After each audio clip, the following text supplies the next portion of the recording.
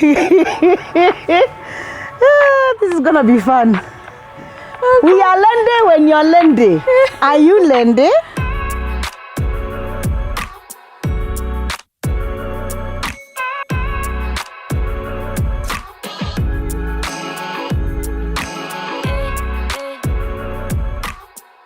Welcome once again to the We Deliver podcast from the Crestwood Marketing and Communications Limited. My name is Tina Nzuki. I'm the business accounts manager, but today's not about me. Today's about money. We're going to make it rain. We can't really because it's not the end of the month, but I'm here with a finance team, one person who heads the finance team, and her name is Valerie, and she's got a beautiful gap smile. Definitely. Okay, so Valerie, on this podcast, which by the way, you need to subscribe. Since you have not subscribed to anything, we'd like you to subscribe today, all right? So we're going to check in with Valerie today. Valerie, tell me a little bit about yourself. What in the world possessed you to get into finances? Did you like numbers? Were you all about money? What was it about? Oh, quite interesting. Mm-hmm. I loved seeing money. Just seeing money. Even though it's not mine, but I just loved seeing money. Even if it wasn't yours? Nah. But I enjoyed seeing money. Okay. To date. To date? Yeah. Okay. That's why I'm still where I am. But either way, did you say my name? I didn't, but you're going to look into the camera and say your name. Go ahead. My name is Valerie Nyajwaya. I am the head of finance at Mid and Crestwood. Generally, what I do is just to count money. Money? Yes. As it comes in. Yes. Okay, Valerie, tell us. Being an agency, you know, sometimes we churn out money, sometimes you don't. And it could get really, really rough. What would you say is the challenge for any finance department in a marketing agency like Crestwood? Okay, Tina. Just to make you understand, there are different players within an agency. Okay.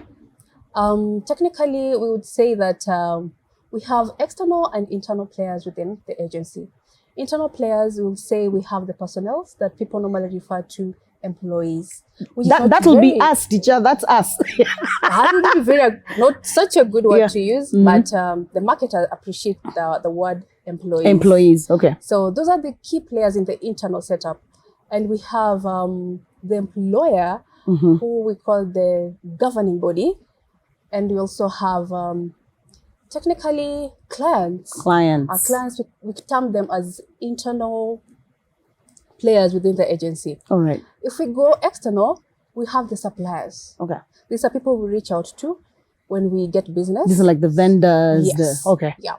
And again, we can have the government because we are regulated by the laws within the government. Okay. In our practice. Again, I can have the community around us. Those are external players within the agency. Okay. So basically, you've asked a very good question. About the challenges, of these players. I would just pick one main challenge for today. Okay. Just to make the people understand why sometimes it's so hard to incorporate agency activities when it comes to finances. Okay. Here we go. There's a stage whereby business has come and now we want to start talking money. Not everyone wants to hear about money. Not everyone? Not everyone. But you're in finance. You like money. Not everyone. Not everyone. In that agency. Agency. Okay. And this one, excuse me. I would say that clients most of the time, they have a lot of expectations. That's true.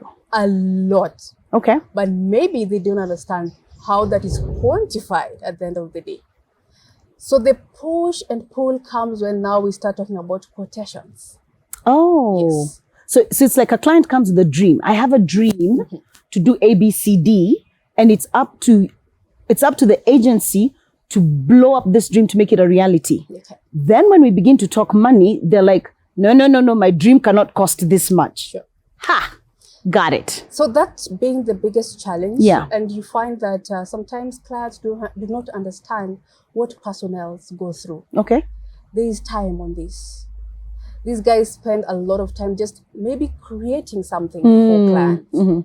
And I would say that I struggled myself to understand what creativity is all about. Yeah. And sometimes I tend to sit on the side of the client so that I understand where they're coming from. Oh. Clearly, it's something that in the current world, maybe I would say I'm a fossil. This is a lie. This is not. This is true. And I struggle a lot. You Literally, do. Yeah. I do. You I do? struggle. Yeah. So it took me like let me say 6 months. For you to understand what happens in the creative department. Yeah. Allah. So I would say funds, it's good. You can try get to learn what Yeah. creativity is all about. These guys, they spend a lot of time. A lot. A Yes. lot of time. And I would say I would love my child to really do some creativity. You would. I would. I think if you spoke to any creative right now and asked them, hey, creatives, do you feel like you're paid well to get the job done? They would probably say no. Because creatives, the juices that run through creatives, you agree. Just right there, I agree. Post, I agree. Yeah? Yeah, I do. I agree. Literally, I'll do that after this. Okay. Uh-huh. Why do I say this? Sometimes there are contents that are being churned out, but maybe the client is not able to relate. At all. At all. Yeah. So you see, the creative mind will come and make you just try and understand. You can't quantify that as an accountant or as a finance person. Wow. So we'll just go by, okay, let's work with time. The rate. So we have this rate card that is used, but literally you can't really tell the mind that has really manufactured the whole content. So that's where accountants have problem. Yes. In quantifying. Yes. Wow. Generating a quote literally. Yes. Yes. And making the client understand that literally what I'm giving you will really give you value at the end of the day. When you generate quotes for any client, what would you say is the hardest part in sitting down and putting the quote together? Apart from, think about the hours and what is being put together, what would you say is, this is it, man, this is the biggest thing we're looking at? Or what does it take to generate a quote? Let's start there. Okay. The word quote is just a simple word that is used in a finance industry. Okay. So a client comes, you've agreed maybe on the scope of work, then now they want to see actually what will you use to really implement this project. So the first document that is brought out is a quotation to the client. Okay. So I wouldn't say that there's a specific challenge per se in the process of making a quote to the client. What I would say is that sometimes understanding the deliverables, and putting them into figures. So, for example, we are an art content creation agency. Okay. All right. So we take that item as a whole. It has so much.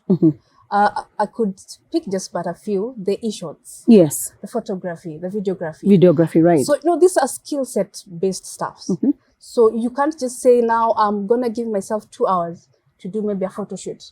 Then you give it a figure. You have to have the individual and tell them what are the requirements. You realize there are basically equipments. Yeah. You need to understand the set of equipments that are needed. All this is going into the quotation? Okay. This is like a background check on when you're making a quotation.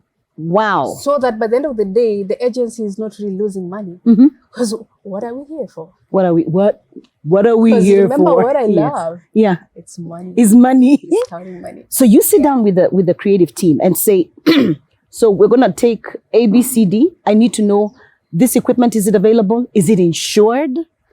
And maybe that's what the client doesn't get as to why they came in with 2,000 and now you're asking them for 2 million. Do you ever get as finance to sit down and tell client the reason why we blew up from this amount to this amount? I would say it's so unfortunate sometimes. It is. The conversation gets to us when already things are running. Already running. Yeah. Okay. So like business dev, you're in that space. Yes. You've gone out, you've brought business. In the process, I'm not really sure what you're really talking about with the client. Okay.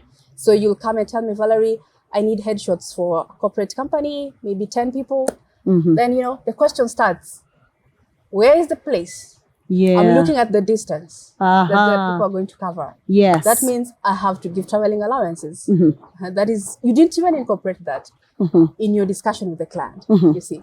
So those minor things that people ignore, And maybe it will be good if an agency brings finance team into a conversation immediately when it starts. Okay. Yeah. Okay. Rather than having Loop you in later. Yeah, when much has been done. Yes. And now we are at the point of talking figures. So would you advise personnel when they go to meet a client, do not mention rates, don't mention charges, don't even give you know how they say average between here and here. Kutoka hapa mpaka hapa. This is what we're going to charge you.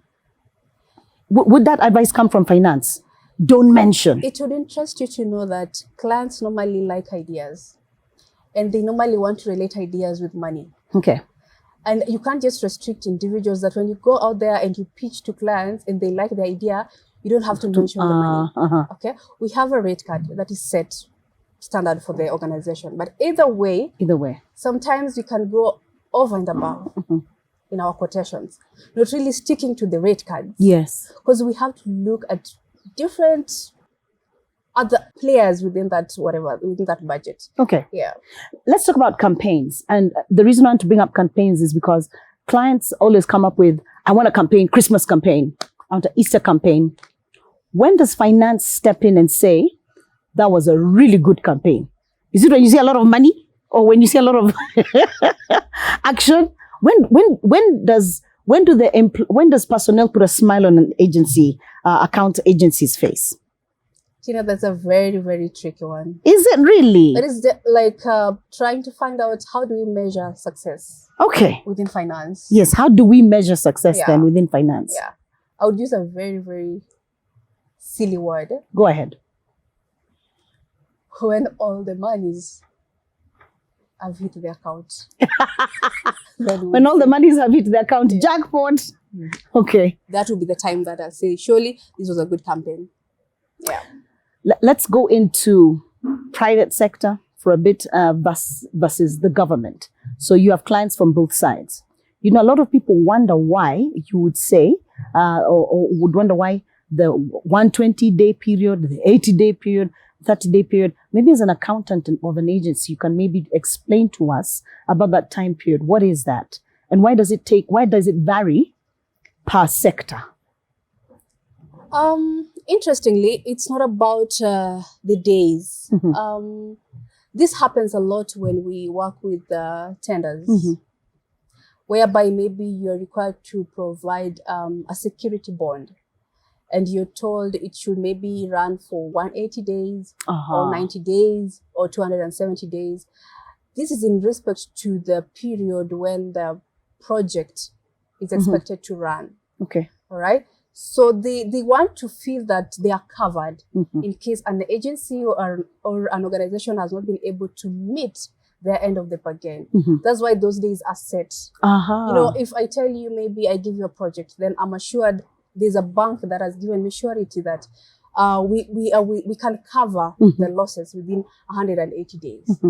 They are comfortable. So even if you decide not to do the job, the bank will have to pay. The bank will have to pay. Yeah.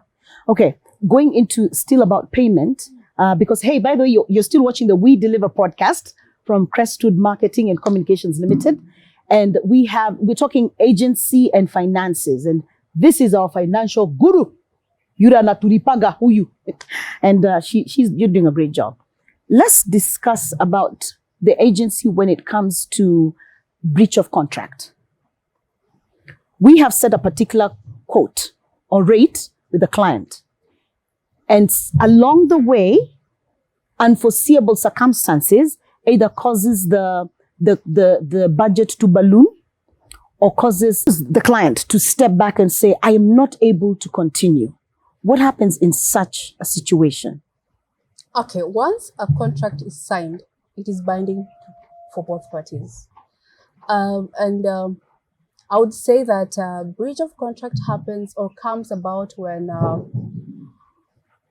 clearly maybe one party is not happy or the other party has run out of gas.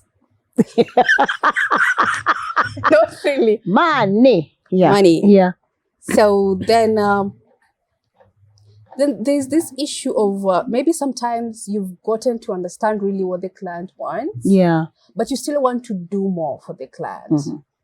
So in the process, the client will be like, okay, I think we contracted you for this specific thing. But also you're coming and telling them, okay, fine, we signed up for this, but I'm looking into making it better by giving it a very nice name. We normally say out of scope. Okay. So the client will sometimes say, okay, fine, what I would prefer, we end this contract, then maybe we can have another conversation. Yeah. So the breach of contract normally comes when the client feels that they have not been served fully. Oh. From the original agreement. And you'd be okay with them saying, we will not fully pay for what was coming our way. The contract is binding. The contract, Yes. you don't care. You have to pay. Lazima ulipe, bere akura. Yes. All right.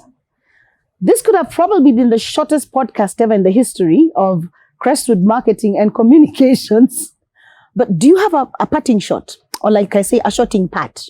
A shorting part. A shorting part. If you have advice for anyone in finance, especially in agency, or for clients who are coming, by the way, to bring your work to Crestwood, you're coming to Crestwood, you will meet Valerie. What advice would you give them, both as a financial personnel, and to a client, and or to fellow financial, agents? First, I would address the client. When you're coming into an agency,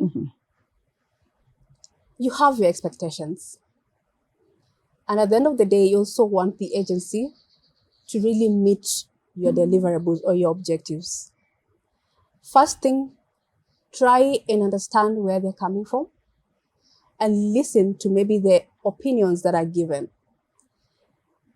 Some clients, like a friend of mine says, will come with the idea of a giraffe. But at the end of the day, you might get an idea of a pussycat. Do not ignore the small idea. Don't ignore the small idea. It still works. Yeah. It adds value to the giraffe. Number two, for an agency, when you are giving a figure to a client, come out clean. Be able to tell the billing process that works for you. It's either a retainer, it's either commission, or it's either full amount. So be open, but get a preference that works for the organization. I think that's what I can say. Just before we come to, you talked about retainer, commission. I want to understand what's the difference between the retainer and the commission. You're going to tell us that. But like my mother said, she's taught me 3 things. Make sure you find 3 friends anytime you work in a place. The first person you make friends with is someone who works in the kitchen. You'll always eat. Then make friends with someone in security. They will jump you over the wall, help you over the gate. You can come through when it's late. And the third person is this one seated right here. Watu wa finance, you will always get paid. You want an advance? Unachotewa under the table. They don't do that here. But they'll sort you out whenever you have money problems. So let's conclude with the retainer versus commission. All right. There's a difference, right? There is a big difference. Okay. There's a point whereby the client prefers to outsource suppliers for themselves through the agency. So you work like, they're called what? Brokers for the client. Right. So they tell you we have event management. But on this, we are going to pay the third party that you're going to outsource for us. Okay. So then we tell them, okay, on that, we need a commission. Correct. Yeah. Correct. So that's when the agencies pay their commission. Commission. Okay. Yeah. For retainer, you've agreed on this job. Okay. You say we're going to pay on a monthly basis. Then you prorate and get the figures. Yeah. Nice. I like that. Simple, easy. Listen, if you have understood or learned anything on this podcast, we really want to see your comments. And you can get this podcast anywhere where podcasts are heard. But we are especially on YouTube. You can find us. We are www.crestwood.co.ke. But we are the We Deliver podcast because at Crestwood, we deliver. Yes, we do. Oh, have yourself thank you're welcome. By the way, have you had fun? You've had fun. Right. She's tried. Listen, we'll see you again next week or whenever you see us again on the We Deliver podcast of Crestwood Marketing and Communications. Adios. Cheers.